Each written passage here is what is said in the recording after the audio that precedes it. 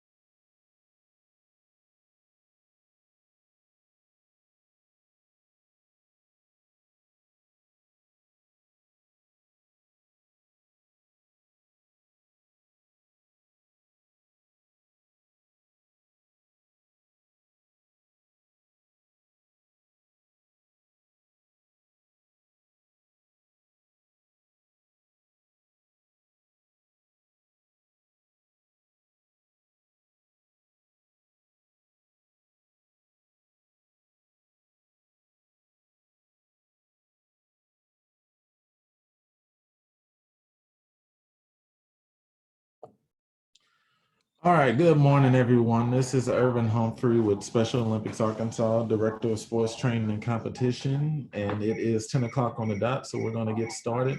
I want to thank everyone for joining today. We're doing athletics training, and we have a special guest today, Mr. Todd Garrett. Just a little history about Todd. He started Special Olympics in 1987 when he was introduced by Joey Aston. During this time, well, the past few years, Todd has attended numerous USA Games as well as World Games. He is very familiar with the track and other sports as well. But here's Todd's information. If anyone has any questions or anything for Todd, please don't hesitate to reach out to him. I'm pretty sure he'll love to answer any questions you may have.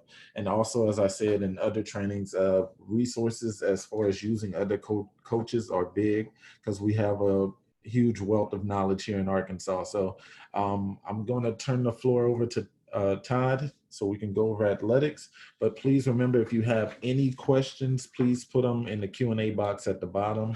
If anyone is on a computer with multiple people, please make sure you email us to let us know so we can make sure everyone receives their certification during this time. Also, just wanted to inform everyone this is an athletics training, which there are a number of events that happens within athletics. So this webinar may go 10 minutes over or so. Just bear with us because there is a ton of information, but please remember your resources page, Special Olympics resources, and please print out the athletics rules just so you can go over those as well, because we won't be able to cover every single thing in the rules, but just want to make sure everyone gets that general information. Also, Todd, I mentioned this during the presentation as well, but if there are any resources as far as YouTube or anything of that nature that you need to look at for further information on an event or anything within athletics, please do so because that's a huge resource for everyone.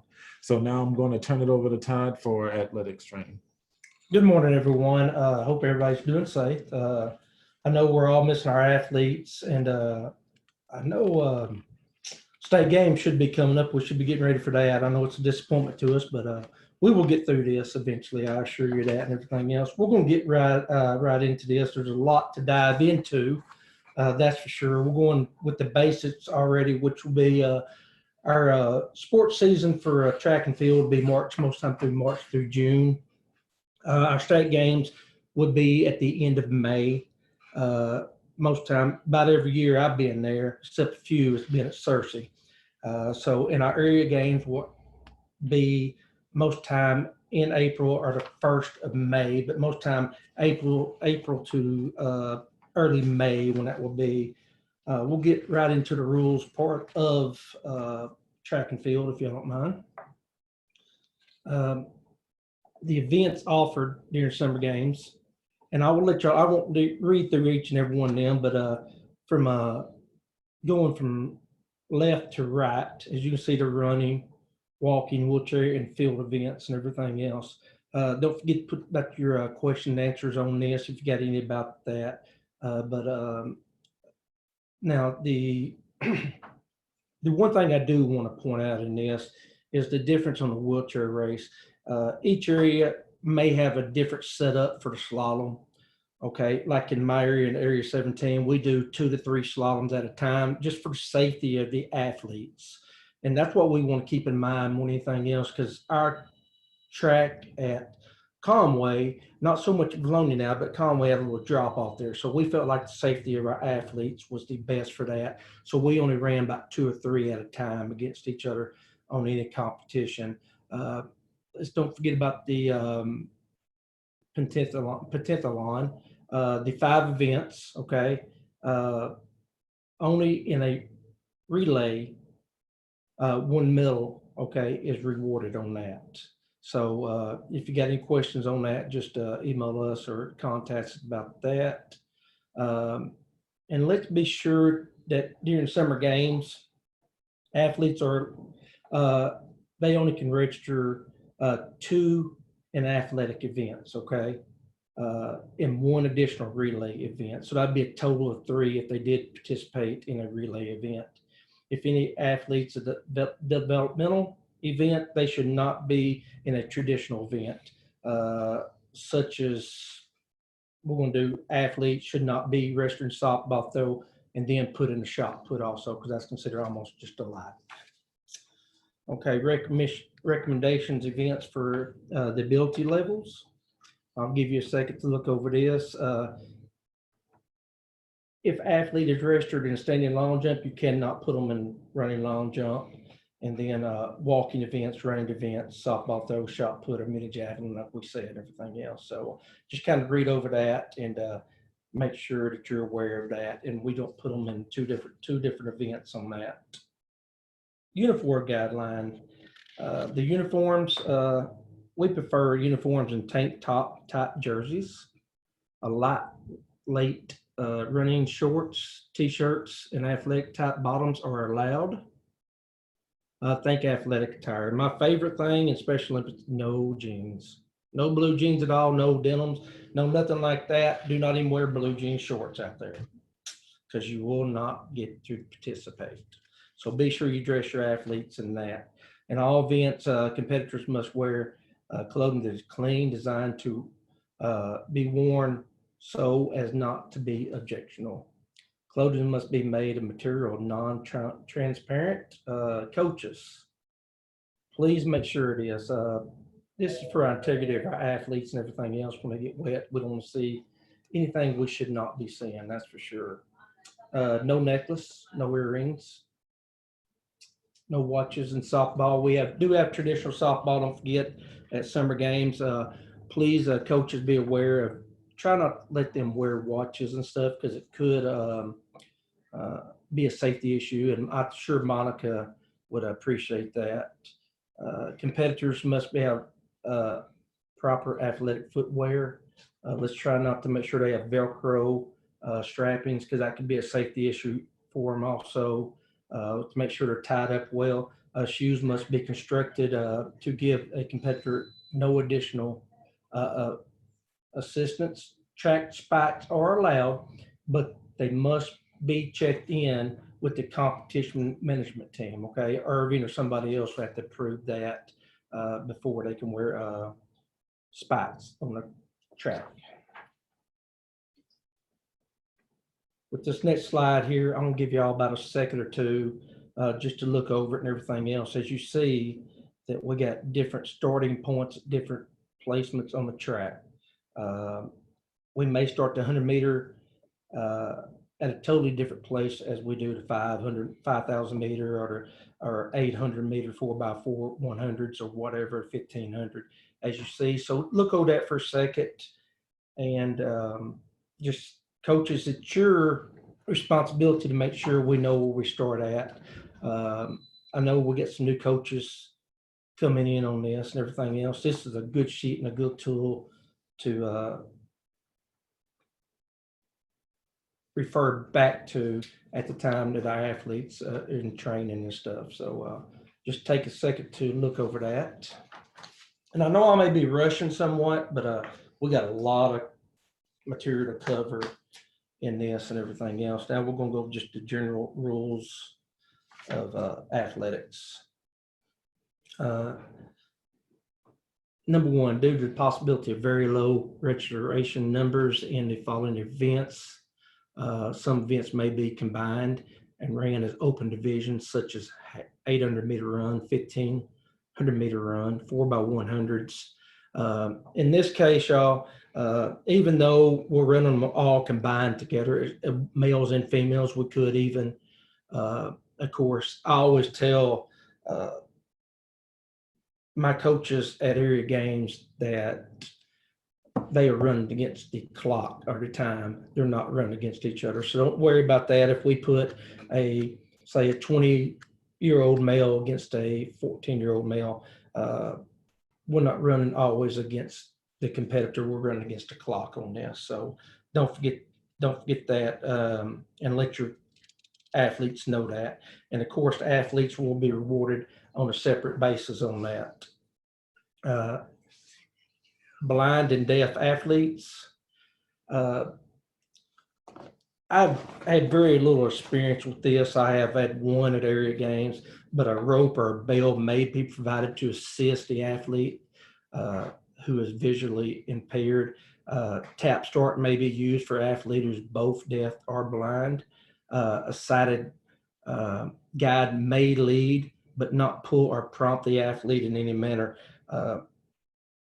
We cannot assist in helping them finish the race any quicker or whatever it may be on that case, but we're just there for the guide if you do get on the track to help them out.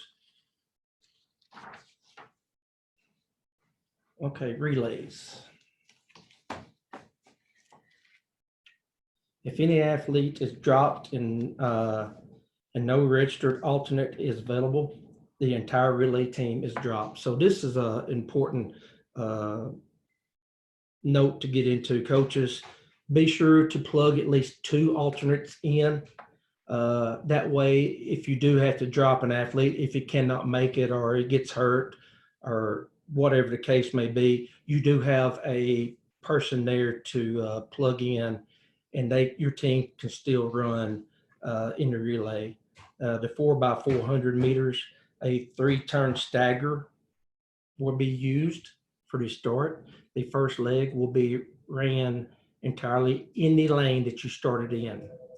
The second leg runner will start in his or her lane and will run in their lanes through the first turn as far as the edge of the break line, where athletes may leave the respective lanes. I know we're probably going to have some questions on that. There's a lot of info on that. So you're more than welcome to use YouTube. It's a great source of coming in and getting an idea of how to stagger them out and when you can switch lanes and everything else. So that's a good source, but YouTube is a very good information on that.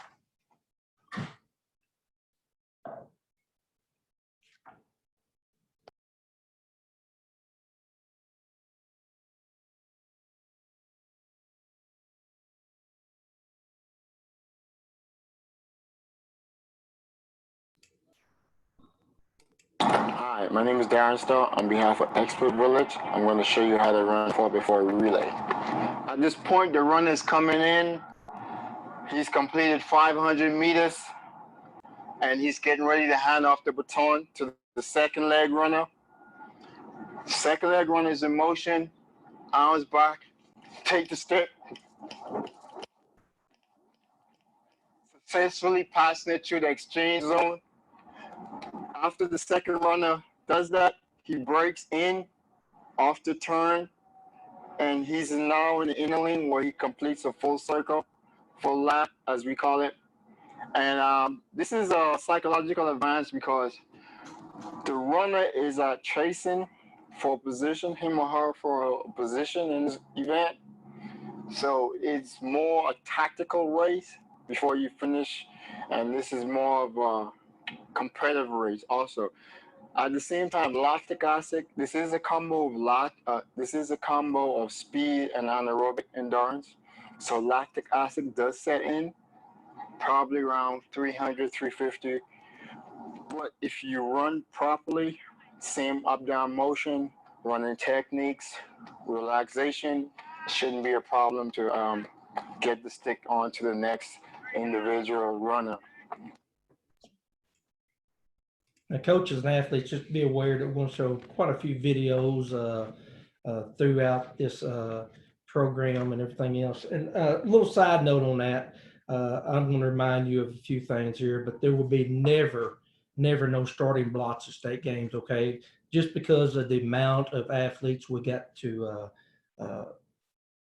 go through on the track and races we have. So there will never be any starting blocks on or at state games. We're going right into starts due to time constraints. They're just starting blocks, will not be utilized at state games, okay? All athletes shall start from behind the start line. A runner completes the race when his or her torso reaches the plane or the nearest edge of the finish line. In competition, the commands starters shall be on your marks, set, and when the competitors are set, the gun shall fire.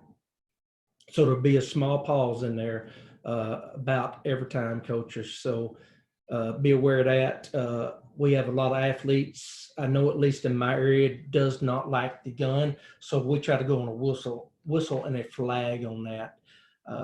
So let's be aware of that. And the race is 800 meter or longer. The command shall be on your mark. Then all competitors will be steady and the gun shall fire. A competitor shall not touch the ground with his or her hands at any time.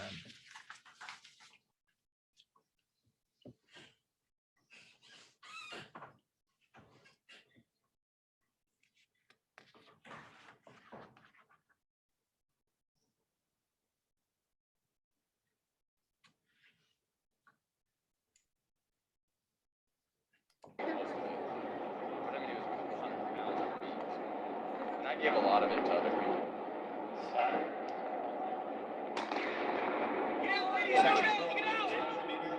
Oh yeah, I just jazz and black.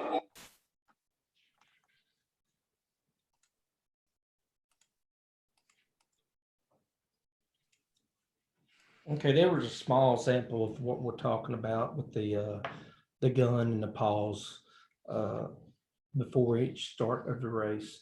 800 meter distance, athletes will run, walk in the lanes throughout the first turn and they break towards the lane, one of the break line mark after the first turn. Okay, 1500 meter or greater distance, a waterfall start or stagger start will be used on this. Okay, the start shall be given with each competitor a chance to do his or her best, giving the competitors ample time to settle down after taking their marks, starting the sequence over if any runner is off balance, not holding the runners too long after the set command.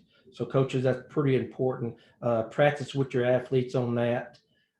Let's get them used to that. So we'll cut down on the false starts, which only one false start per race shall be allowed without disqualification in that race. So just get them used to being at the line and settle down and then mark, then set, then go. Here's another video.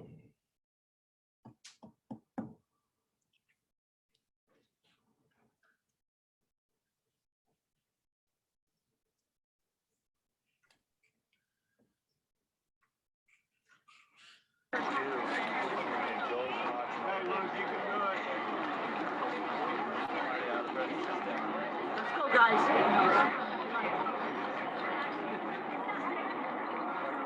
White flag. Runners, to your marks.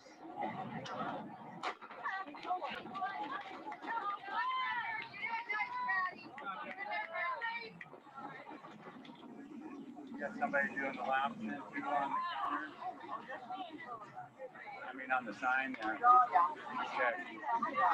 You guys clear? That was pretty good. Pretty courteous runners. Yeah, it's all right. No elbow.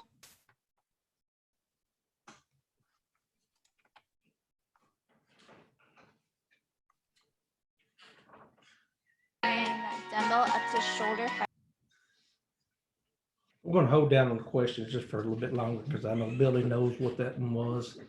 So on the lane violations and all the races, ran or walked in lanes, each competitor shall keep within his allocated lane from start to finish. If a competitor is pushed or forced by another person or runner outside his lane, and if no material advantage is gained, the competitor shall not be disqualified. If an athlete either moves outside his or her lane in the straight or moves outside the outer lane of his lane on the bend with no material advantage thereby given or be gained, no other runner is obstructed. The competitor shall not be disqualified. And yet, here's another video.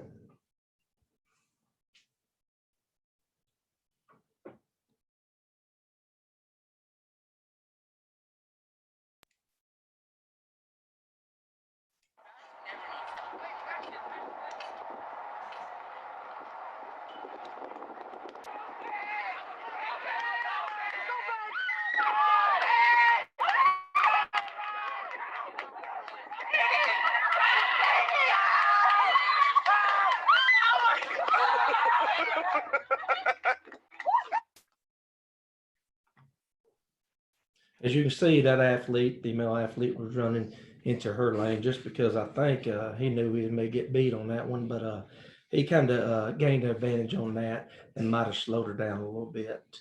We're going into events, walking events. Now, athletes must have 1 foot in touch with the ground at all times. In all the races, walking events, an athlete does not have to have a straight advancing leg while competing. Now let's talk just a second about the walking event here.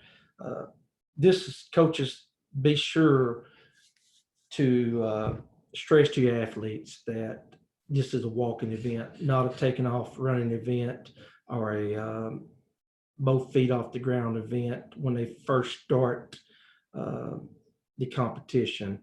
Let's be sure that they keep 1 foot on the ground all the time. Watch all the way through it, if it's 800 meters or whatever it may be on the race.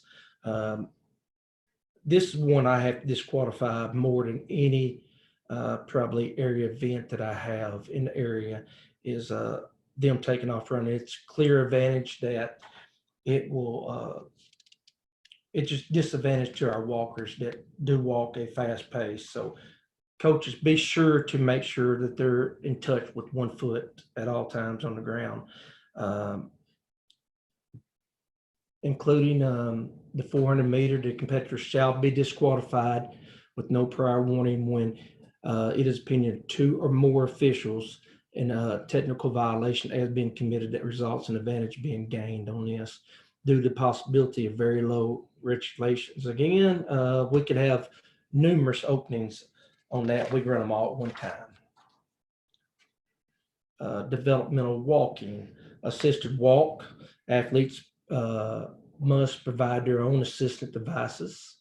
Assisted devices may consist of canes, crutches, or walkers. Athletes start behind the line, of course. When walking, athletes stay in his or her designated lanes. Athletes may not receive physical assistance from coaches, officials, or any other volunteer that may be close to the track at this time. Of course, the time will start on the smoke of the starter's gun. And of course, the torso, whenever it reaches the plane or the near edge of the finish line, that's when the time is stopped. Unassisted walks rules are at the same as the assisted walks, but the athlete will not be permitted to use walking aids.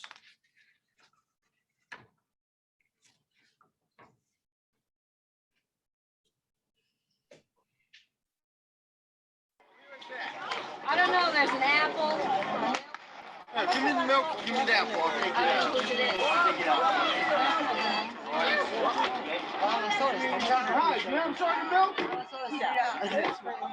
No, that's, I don't know what it is. I will. I'll be right back. I'll let you know what happened. I don't know what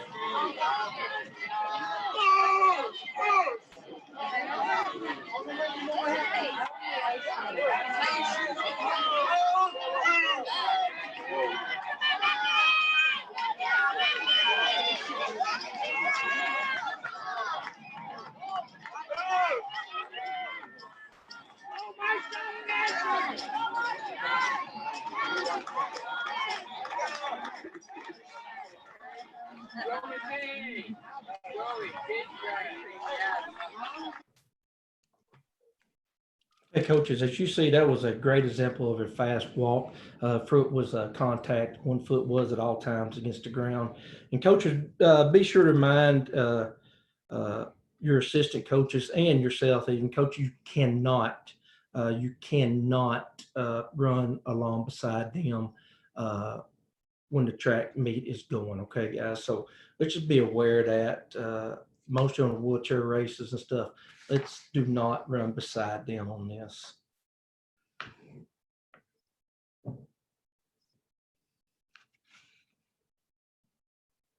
Okay, the general rules on the wheelchair. Athletes shall start with all wheels behind the start line. Athletes are timed from the smoke of the starter gun once again, and to when all front wheels are 2 or 1 of the wheelchairs reach the plane of the near edge of the finish line.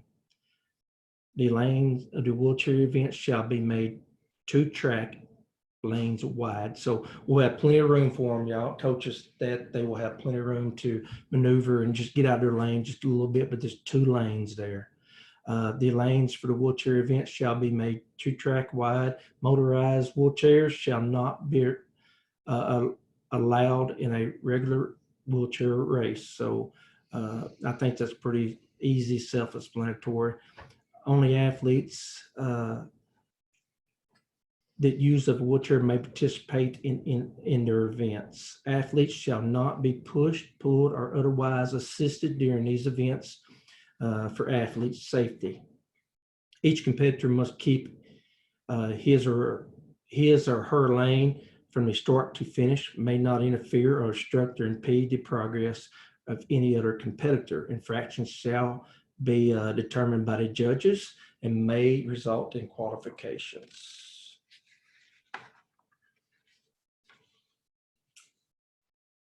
And here's a good example at the bottom of the page on the slalom, 30-meter slalom.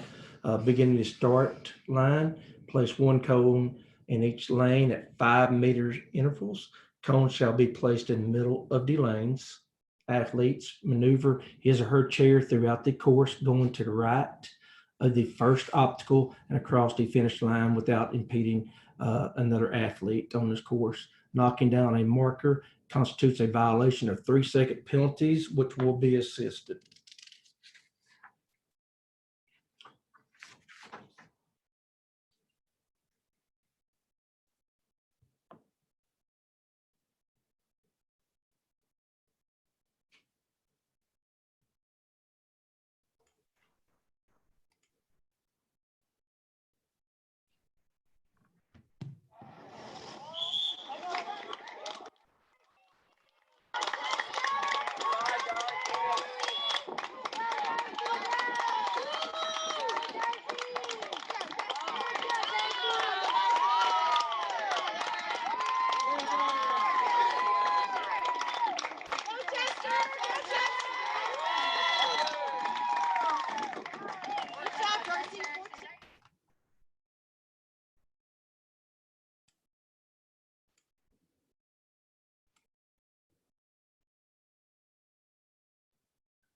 I'm sorry, Ty, 1 second. Just to touch on Coach Mark's comment, the videos are a little choppy through Zoom, but we highly recommend you go to YouTube and check them out. They are a little choppy, but please try to write down the name of the video, or we'll send the links to you guys at the end of the conference as well. But the videos are a little choppy, and we apologize. Okay, motorized wheelchair race rules. These events are restricted to only motorized wheelchairs. The first 2 wheels on each of the competitor's wheelchair will be regarded as the starting and finish points of all races. Okay, if a competitor varies from his obstacle, he or she must, without notice for any official, resume progress at the point prior to incorrectly passed obstacle before entering the next obstacle and complete the course in its entirety, or must be disqualified. So what we're saying is they have to go back and repeat that cone if they did miss one, or they will be disqualified. Competitor will be disqualified if the individual coach or assistants enter the course boundaries during the running of the obstacle course. Coaches may instruct from the outside of the marked boundaries of the course. Judges and officials will not give any directional cues on this. So coaches, be aware that the judges or officials will not tell them to go back and go around the cone or anything else. This requires lots of practice, 8 to 12 weeks, as we go over all the time about practicing and everything else. It may take a little bit longer with some of the individuals, of course. Athletes, it's time from the smoke of the starter gun when the front of the wheelchair reach the plane of the near edge of the finish line. All motorized wheelchairs shall be set on high speed. So be sure to do that before we leave out if you compete on the track. Okay, please, coach. So please set them on high settings. You have a question. Did you say that the athletes have to go right on the slalom, on the wheelchair slalom first? Correct, yes. They need to go right and then maneuver around the lane to the left and go right again. And they will finish up on the finish line at the right of the cone.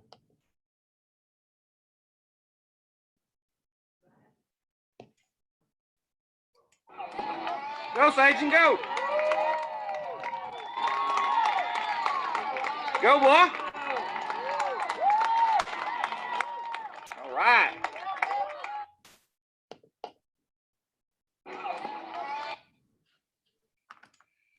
Okay, that was a good example of a motorized wheelchair race. Athletes, when called to compete, they will have three, one standing long jump. Athletes, when you're called to compete, they will have three non-consecutive jumps. Chaperones will instruct where to meet the athletes at the end of the competition event. Competitors shall start with both feet behind a designated takeoff line on the ground. When starting, competitors' toes shall be behind the takeoff line. A competitor shall use both feet in the takeoff.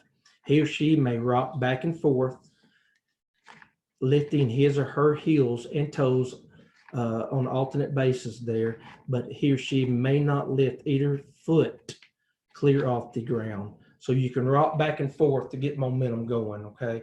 So, but be sure, do not take any foot off the ground at any time on the standing long jump.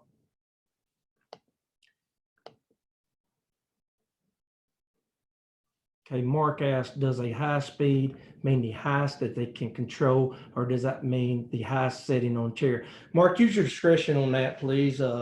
If you, for safety of the athlete, please make sure if he cannot control that high speed, set it where you feel safe for the athlete. Safety is always our first concern for the athlete. If you feel like you run off the track, please do not set it on the high speed that he can control only, please. So safety of the athlete first, of course. Okay, going into standing long jump, we'll continue this. The athlete's best jump will be used for scoring, okay? So the best jump on that is the main one. Distance will be measured from the closest impression of the landing area made by a part of the body, including arms, hands, or takeoff line. Measurements will be taken in centimeters and meters. Okay, here's another YouTube video to help y'all out on this one.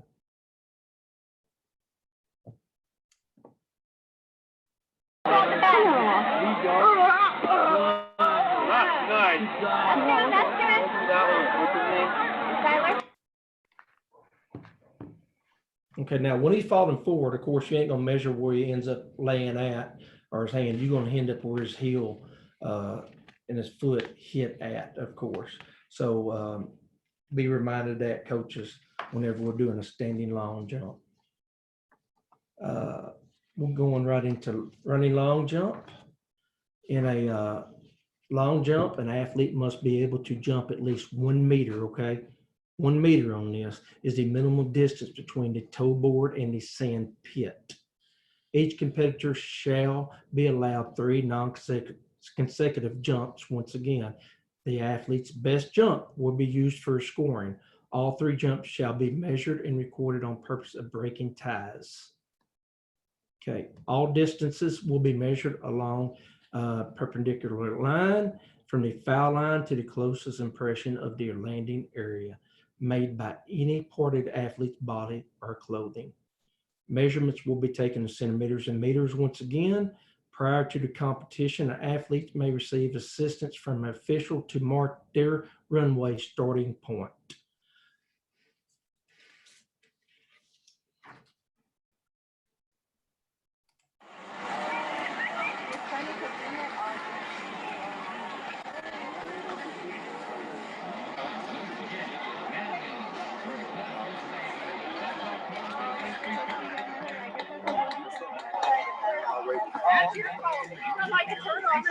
Good job, Andrew.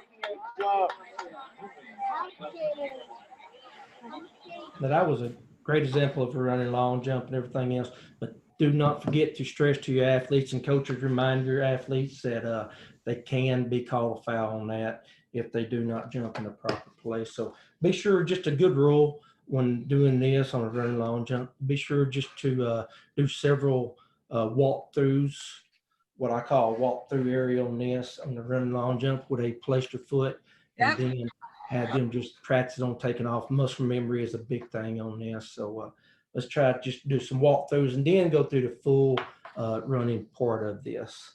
The high jump on the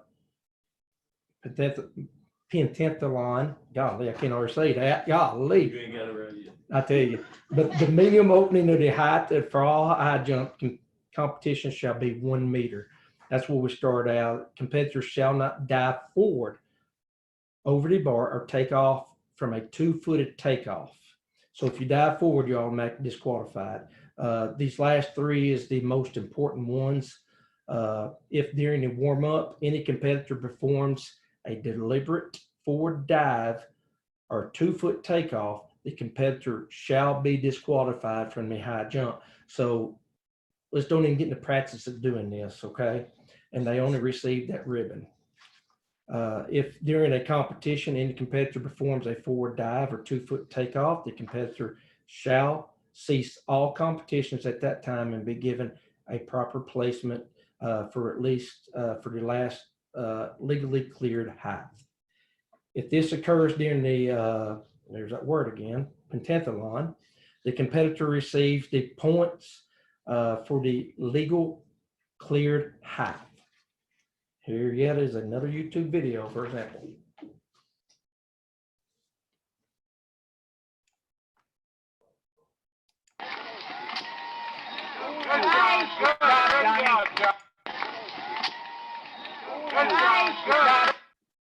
Okay, let's see. Okay, that's a good example of a high bar jump.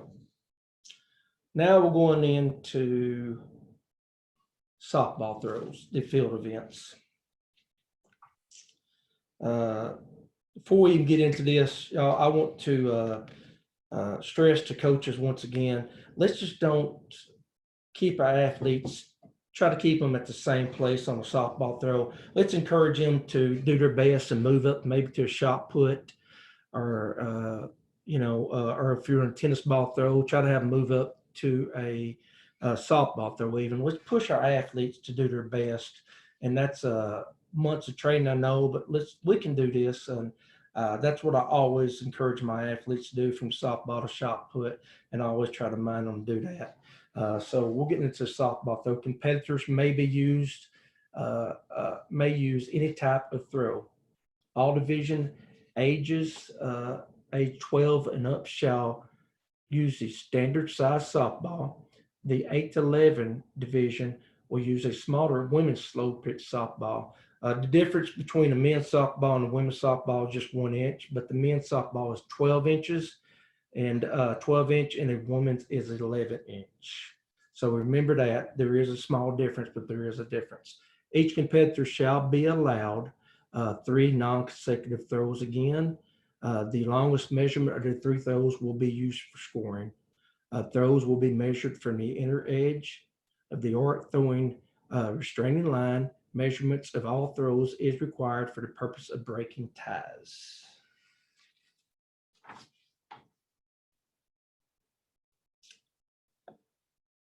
Okay, when measuring the throw, the tape measurement must start from back of the box and extend to the landing point. Measurements is taking where tape measure crosses front intersecting lines to the landing point.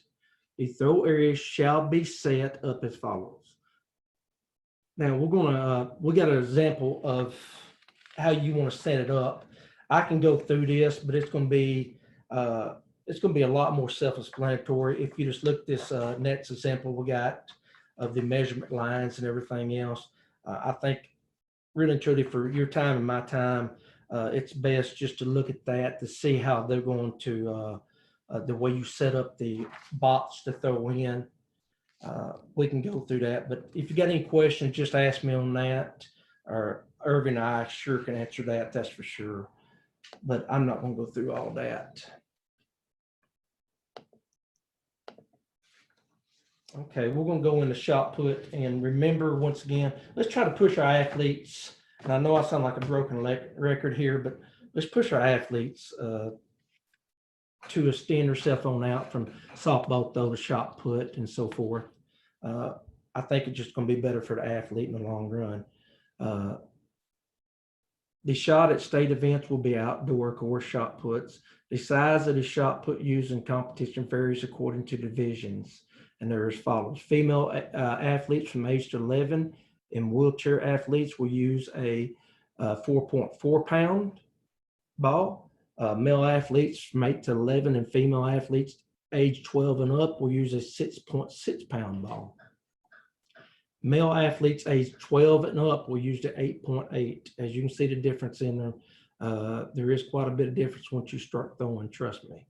The use of any mechanical aid shall not be allowed.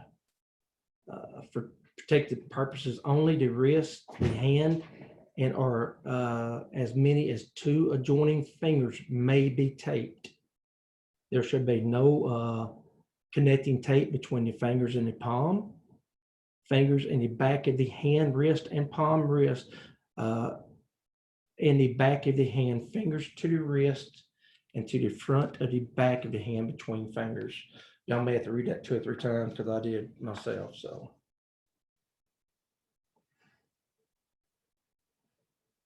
Continuing on the shot put shall be put on from the shoulder with one hand only. At the time the competitor takes a stance in the ring, it'll put the shot put on the shoulder, and the shot shall touch or be close proximity to the chin or the neck area, and the hand shall not be dropped below the position during the act of putting. Okay, so when he's doing the throw, he's got to keep it close to his chin and ear area and neck area, and then he'll extend his arm forward on this. So if he drops it below that, it will be a disqualification or no throw. The shot must not at any time be brought behind the line of the shoulder or neck area. Of course, what we're talking about, it must not be thrown. If he does get tired, he can bring it down and reset itself, but be sure, do not let him throw that when it's below the shoulder or neckline. A competitor must start from a stationary position inside the circle and must exit the back half of the circle up on the completion of the put.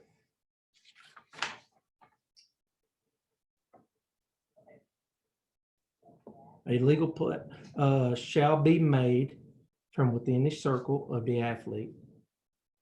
His or her wheelchair may not touch the top edge of the toe board, the line of the circle, or any surface outside of the circle. It is legal to touch the inside toe board. So make sure your athlete's toe board is back behind. The shot put shall be declared foul, okay? And shall not be measured if, after entering the circle and the starting of the put, the competitor commits any of the following. And I'll let y'all read them for a second. Of course, y'all just go down through that and make sure that they have a legal stance when they do throw the ball. And the last one, shots are available at that. Remember, you can buy your shot puts at the available down there, mfathletic.com. That's a funny one to tell you. mfathletics.com, or you can call that number down there and you can order your shot puts if you want. And we're going to watch a short YouTube video on this.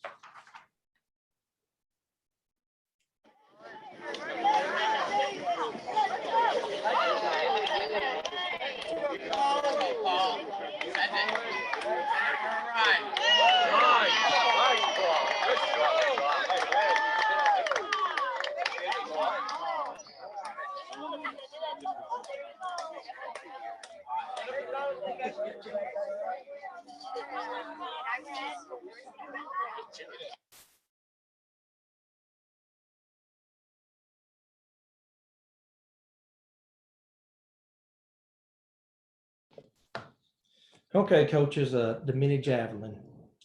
I'm just going to be real honest with you on this one. I'm just going to read through this.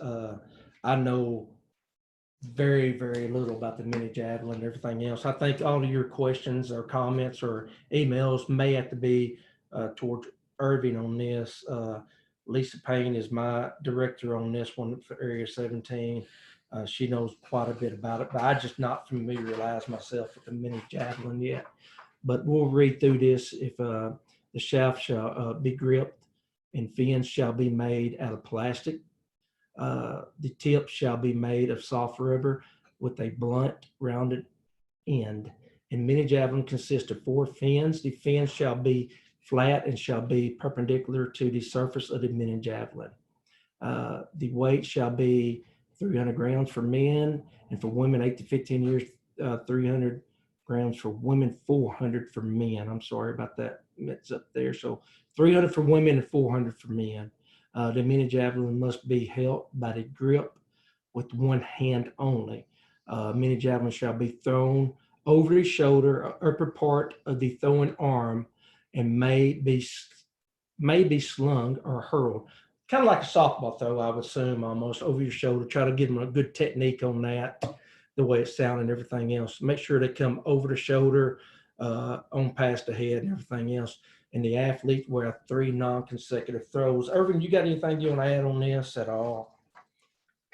Just with the mini jav is a fairly new sport that we introduced during summer games last year, I want to say. But a lot of areas are taking interest, so you may see it in your area pretty soon. I know there are definitely at least 3 areas that recently ordered mini javs, so you'll see it pretty soon. But please, again, use your resources, YouTube a few videos. I think this explains the most part, explains everything for the most part. And coaches, I'm sure if you want to get this started in your school or in your area, even everything else, just give Irving or Jennifer, anyone here at state office, a contact and direct you in the right direction of getting a mini jav. I only seen it a time or two, and I'm just not familiar with this time. But at no time, the competitor can turn completely around. But these are back thrown to the thrown area. So you got to keep face forward in this, kind of like a softball throw. And here's a small example of this mini jab. Tactics to have. I can't wait till I turn 10, and then I'm in the year I turn 11, and so I can conquer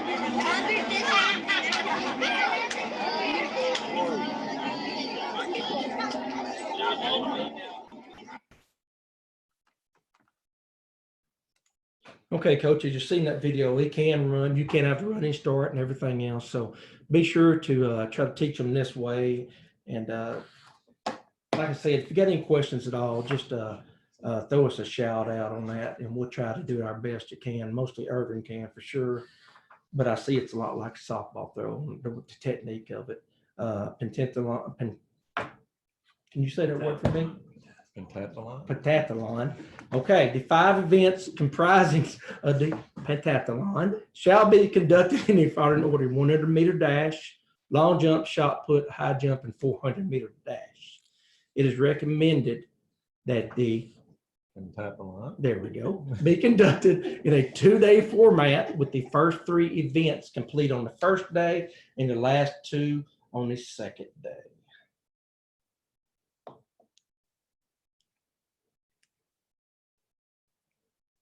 Okay, ball throw for distance for your developmental events. Athletes with a tennis ball and throw as far as they can. Okay, so your athletes, this is our ones that's not quite ready for the softball throw, y'all. So athletes use a tennis ball and throw as far as they can. Athletes can use any type of throw. See the softball throw venue for setup. Once again, same as the softball throw, athletes are allowed 3 non-consecutive throws. The longest measurement of the 3 throws will be used for scoring. Throws will be measured from the inner edge of the arc throwing restraining line. Measurements of all throws are required for the purposes of breaking ties.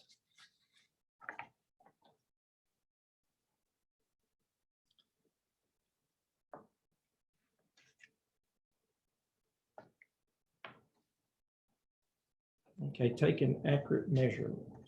Long jump, all distance will be measured along a perpendicular line from the foul line to the closest impression of the landing area made by any part of the athlete's body or clothing. Standing long jump, same thing, pretty much on scoring on that. You would do the line, of course, or foul from your closest impression of the landing area might be part of the athlete's body and clothing. Shot put, mini jab, and ball throws, all this will be measured along a perpendicular line once again, and a foul line to the point where the ball shot a mini jab first makes contact with the ground, not its final resting point.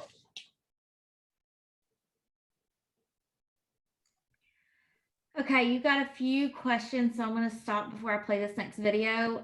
What is the source again for purchasing the shot puts? Jennifer, we will get that information to you, but also if you'll just shoot me an email, I will get them ordered for you.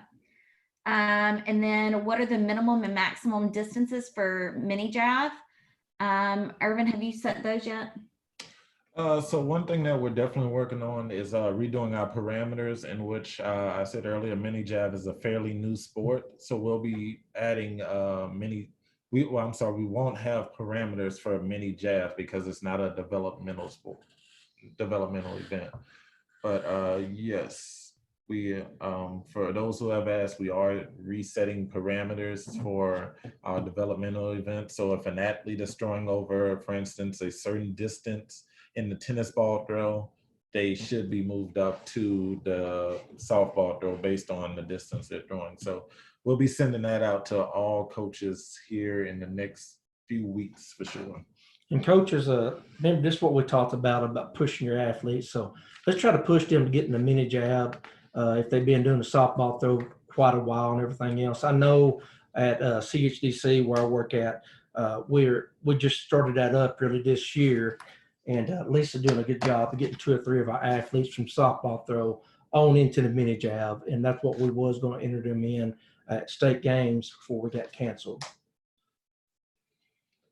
And Sherry Rogers said that they bought their mini jabs on Amazon for anyone that's interested. And also we have links for a place to buy mini jabs if anyone's interested as well that I can send out later.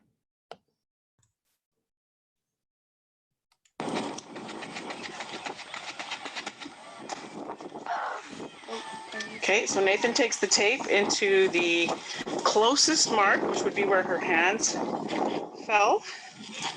Good. And Megan pulls the tape in a straight line and measures at the front of the long jump board. The measurement is 2.53. Okay, coaches, as you've seen, they measured from the hand once you fell back at. Be sure to encourage your athletes, or be sure to try to get them always leaning just a small forward there so they will fall forward on measurements. That's a lot better than falling back because they have to measure from the hands, not the heel of the foot. Let's talk a little bit about honest effort, coaches, and everything else. Let's make sure that the distance and times are submitted in a to reflect your athlete's actual abilities. Okay,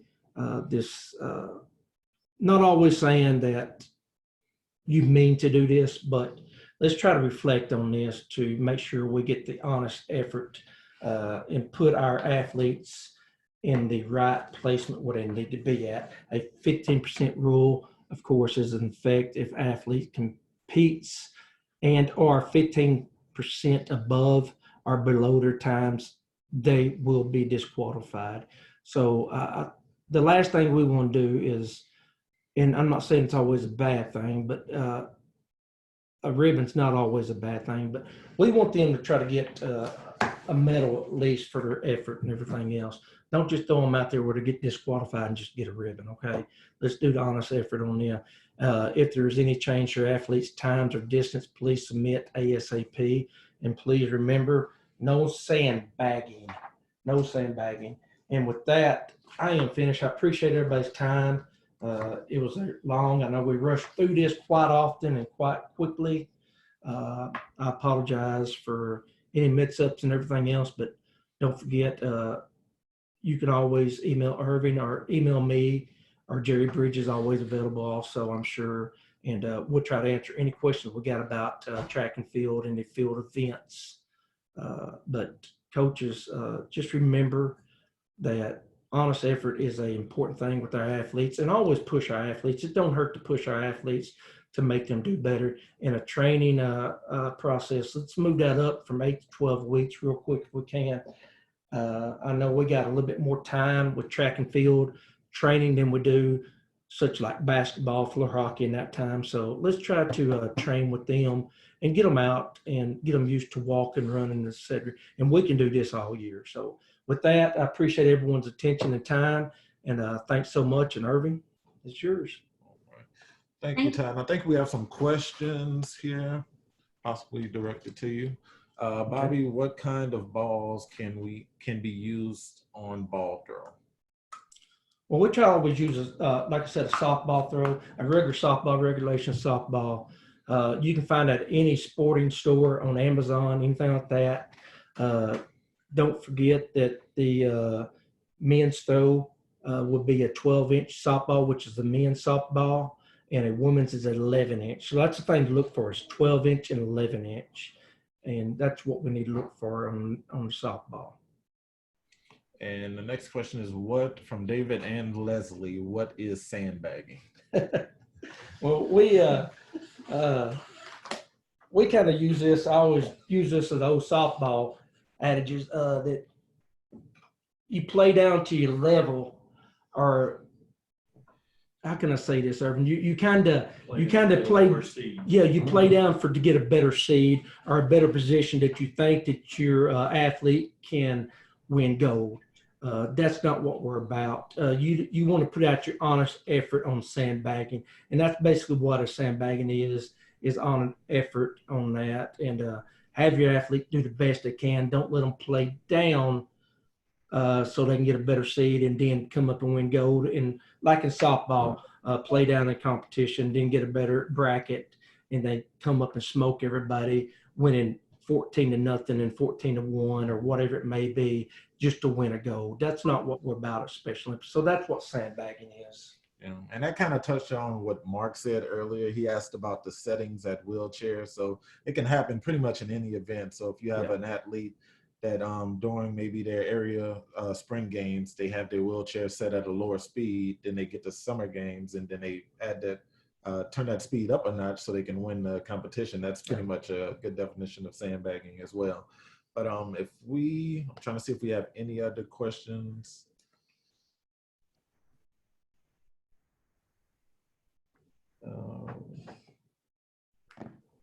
Thank you, Mark. Mark said he have his athletes perform pretty much at their best, no matter what.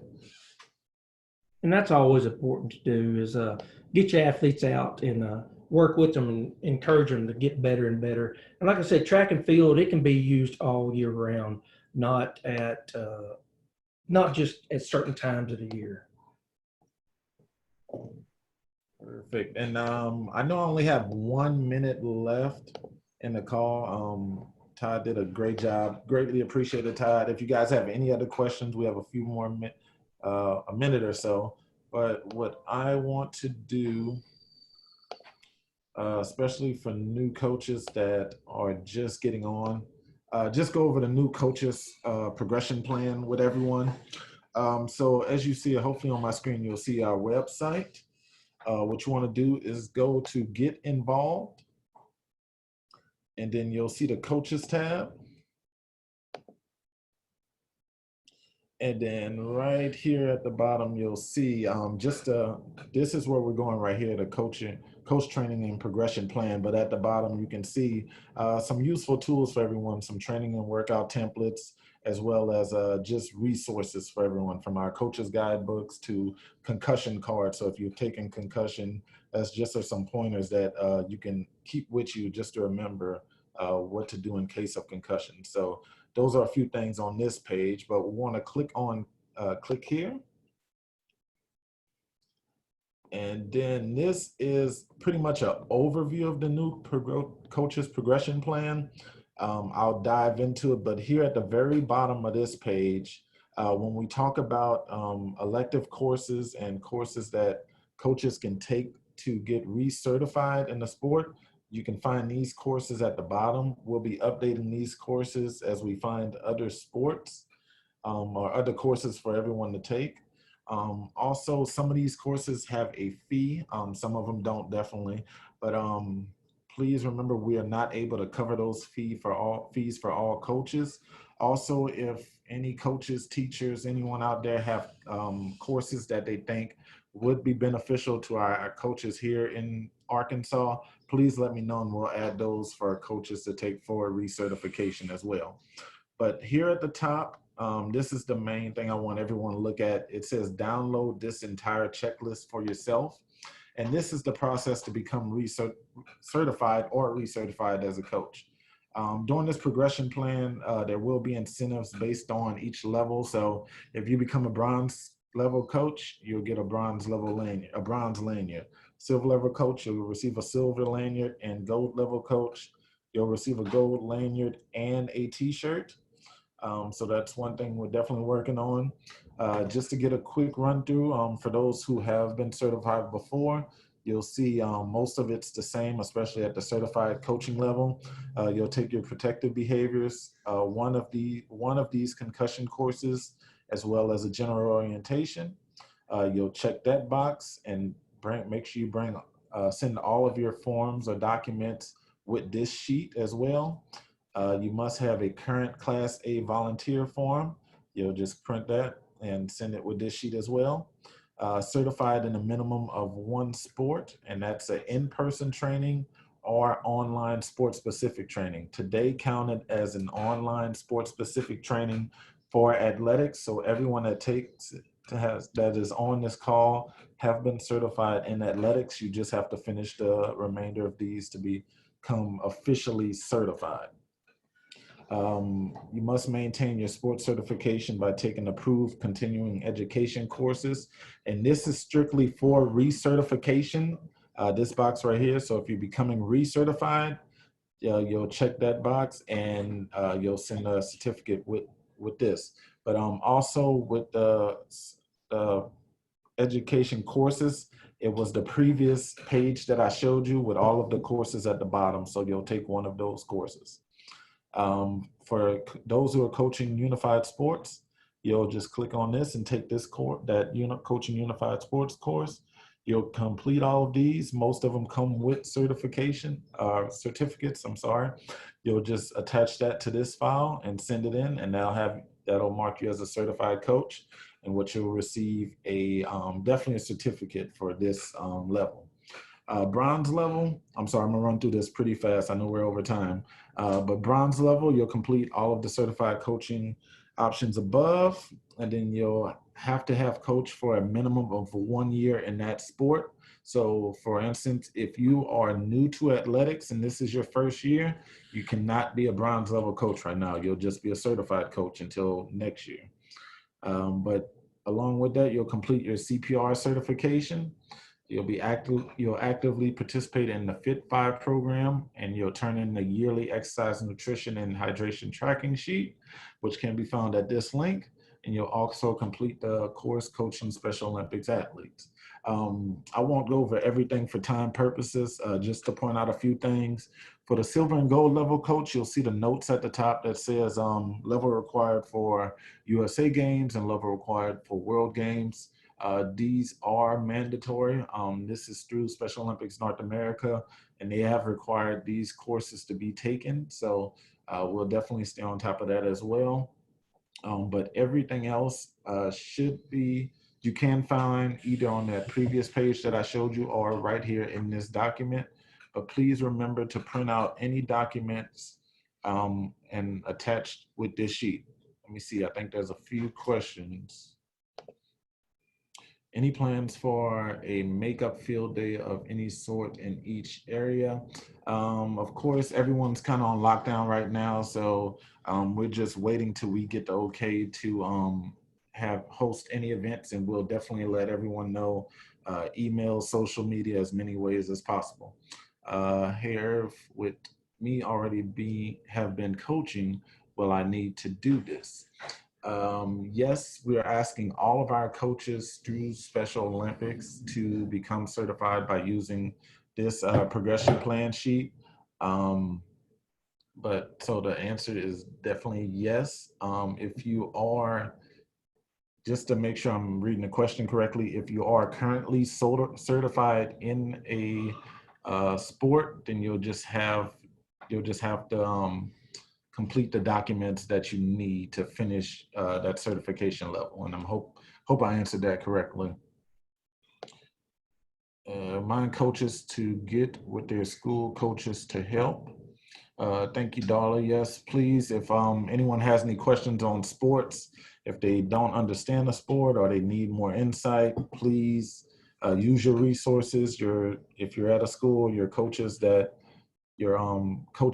at the schools, or any coach that you can think of, because we have a lot of knowledge throughout Arkansas. Any plans for training in upcoming months for basketball? We've been getting a lot of questions about additional online trainings. Definitely we're looking at other options. Definitely with the times right now, this has been beneficial, and we have been receiving a lot of good feedback on these. So we're looking at other sports. Definitely, I can't give you a definite answer on which sports, but definitely in time, we're looking to add more sports. And with the online trainings, one thing that we're looking to do is to hold online trainings for sports that coaches are having issues finding throughout their area. So maybe a few months from now, when we're able to get back on track, of course, areas will still hold their area trainings. But if there's a lot of coaches who can't get a floor hockey training, or if there's not a floor hockey training and a lot of coaches are needing that, we'll try to offer online training for those sports. But definitely looking at other sports, and as long as we keep receiving good feedback and everyone's enjoying it, we'll definitely try to keep it going so all of our coaches can stay certified. Make sure we didn't miss any other questions. Mark said, what's involved in the background check? Do we have to do something on our end, or do you just request it on your end? Yes, there is a Class A volunteer form that needs to be filled out by you. And once that's filled out and turned into us, we run it on our end.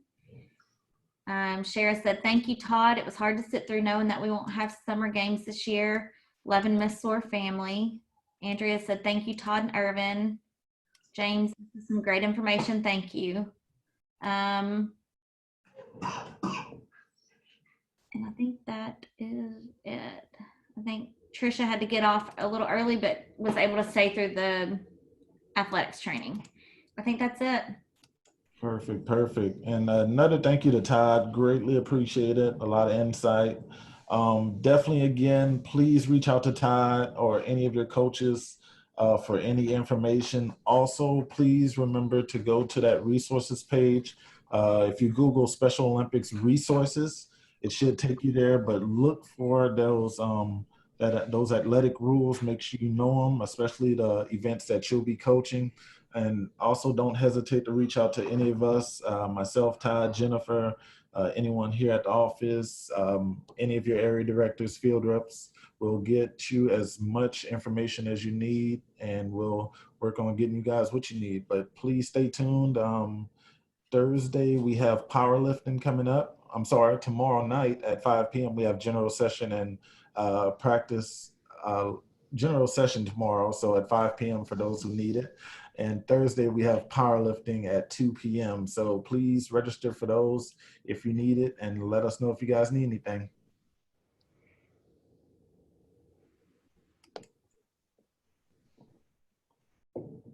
All right, thank you all, and have a good day.